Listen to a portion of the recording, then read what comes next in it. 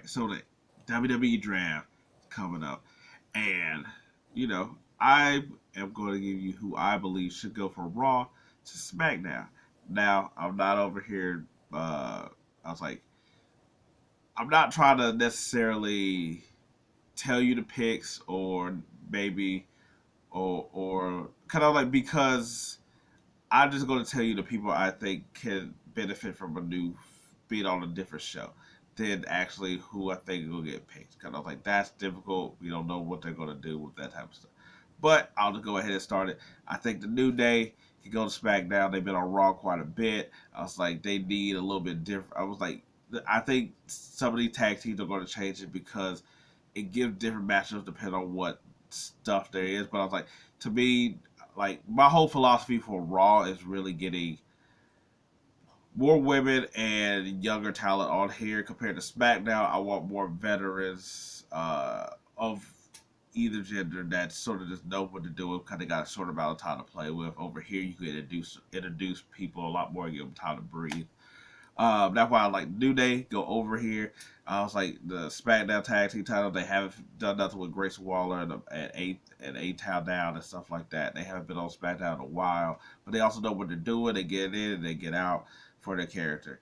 Uh, Gunther, I think, and Imperium, if you want to say that, I was like, if they add another member or if it's Ludwig Kaiser, I was like, another guy, he's been on Raw for a hell of a long time, pretty much since he had, I was like, well, I mean, don't get me wrong, he was on SmackDown before he came to Raw the past year, but I think that but I was like, because of him with that Intercontinental Championship, he's ran through everybody. So he pretty much need a whole new squad of people to run through. And so he just go to SmackDown and run through them over there. Plus, I was like, wouldn't it be sort of cool to see how he interact with the bloodline? Uh, it's saying that I think Chad Gable and the Alpha Academy. Now, some of that has to do maybe like what could they do something with Gable and Gunther and like not like a match, but being a part of each other.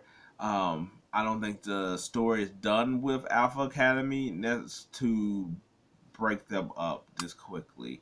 Otherwise, I would have did that. Uh, but also, too, I was like, since Chad Gable can't get the Intercontinental title, just put him on SmackDown and see if he get the U.S. title with his faction.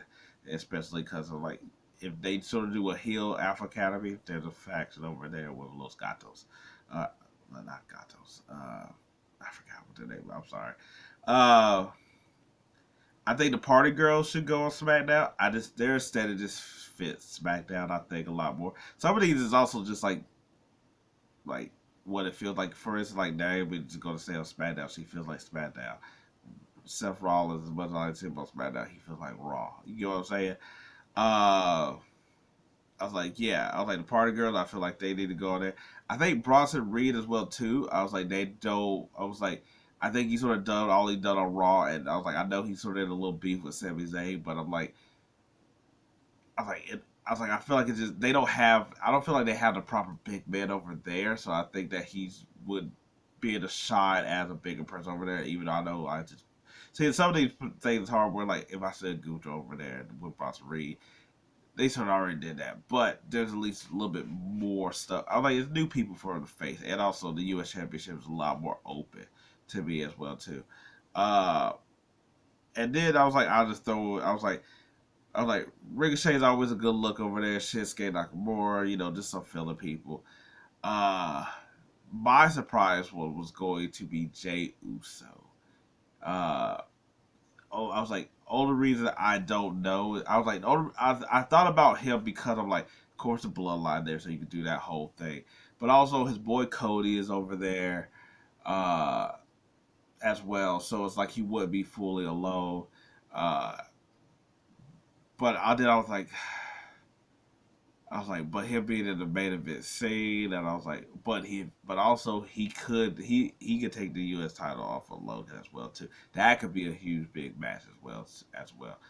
Uh, then I just got a collection of women where it's like Tegan Knox. And I was just like, oh, I was like, put on SmackDown a little bit more. They need like some other depth pieces that's like could be in matches, but you can get wins by.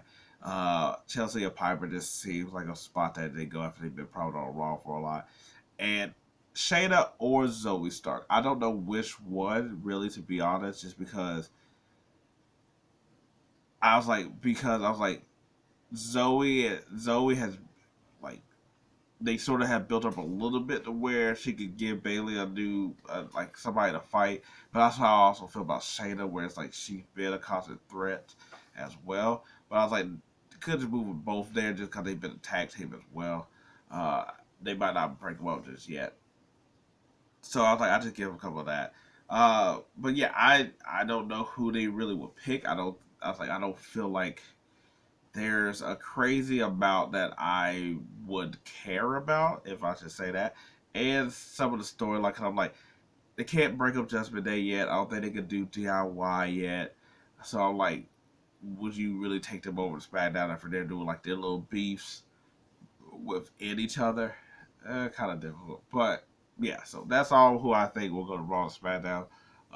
We'll see. I know that's not this. I was like, and the way they do the pool makes it a lot difficult to be like who's gonna go from Raw to SmackDown when it's a collection of people that you got to sort of choose from. Well, you get what I'm sort of doing with this. But anyway, till next one. See you later.